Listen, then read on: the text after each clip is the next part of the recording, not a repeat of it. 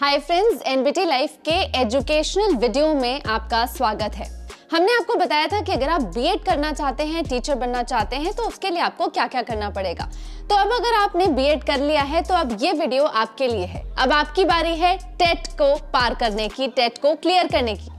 तो क्या करना है टेट के लिए, कैसे करना है, चलिए जानते हैं। सबसे पहले टेट क्या होता है हम ये जान लेते हैं। टेट या फिर टीचर्स एलिजिबिलिटी एग्जाम, इसे हम कहते हैं टेट, जो हर साल सरकारी स्कूलों में टीचर्स की भर्ती के लिए करवाया जाता है।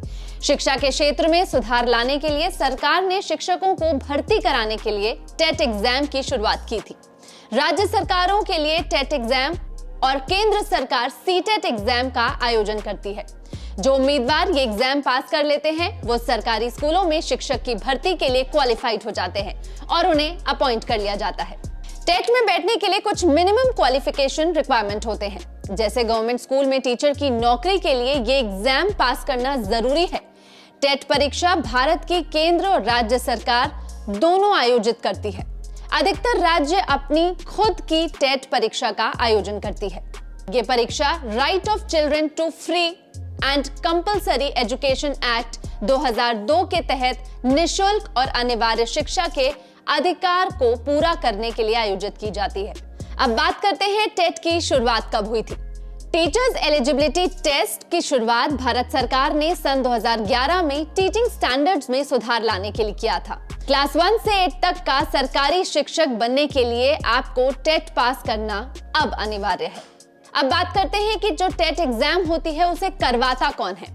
तो टेट एग्जाम का संचालन हर स्टेट के प्रोफेशनल एग्जाम बोर्ड करते हैं।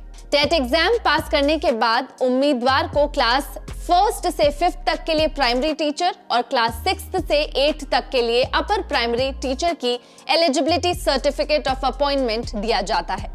आपको बता दें कि हर साल केंद्र सरकार या राज्य सरकार की टीईटी यानी कि टेट परीक्षाओं में लाखों उम्मीदवार बैठते हैं। अब बात करते हैं कि टेट कितने साल का होता है। बता दें कि टेट सर्टिफिकेट की वैलिडिटी आजीवन होती है।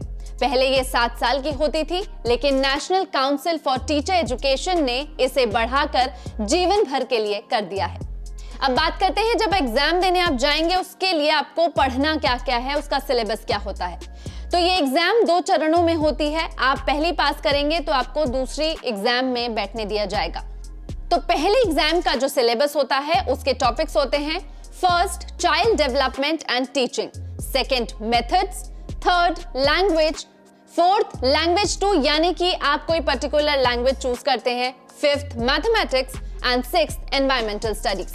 अब जब आप पहला पेपर पास कर लेते हैं तो उसके बाद आपके दूसरे पेपर की बारी आती है। उसका सिलेबस होता है, उसमें जो टॉपिक्स इंक्लूड होते हैं वो है: first, child development and pedagogy; second, language 1; third, language 2; fourth, science and maths; fifth, social science.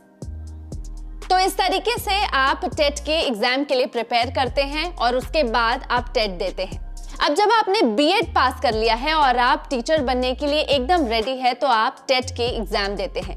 लेकिन जैसे ही यूपी सरकार या फिर कोई राज्य सरकार की अगर हम बात करें, वो अपनी वैकेंसीज निकालती हैं, तो उसके लिए जब आप अप्लाई करते हैं तो उसकी प्रॉपर एग्जाम आपको राज्य सरकार की देनी होती है।